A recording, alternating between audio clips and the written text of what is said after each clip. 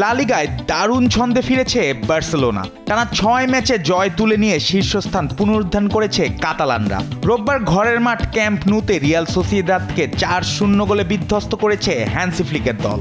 ম্যাচের শুরুতেই আতিথ্য দল এগিয়ে গেলেও ভিআরে বাতিল হয় সেই গোল। এরপর ম্যাচের ১৭ মিনিটে আর্টিস এলুস্তোন্দোর লাল কার্ড দেখলে ১০ জনের দলে পরিণত হয় সোসিয়েদাদ।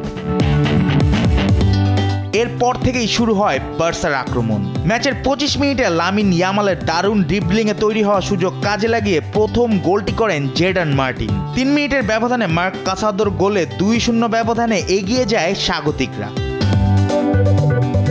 বিরতির পরও আক্রমণের ধারা চালিয়ে যায় বার্সা।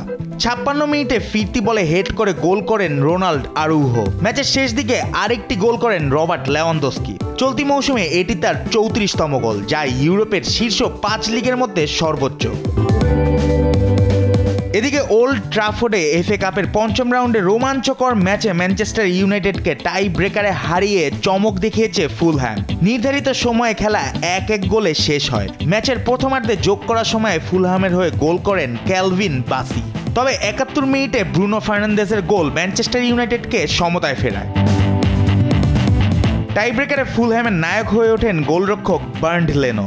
ভিক্টর লিন্ডেলফের শট ঠেকানোর পর জশুয়া জিগজির শটও আটকে দেন এই জার্মান গোলরক্ষক। ৩-৪ ব্যবধানে জয় নিশ্চিত করে ফুলহ্যাম।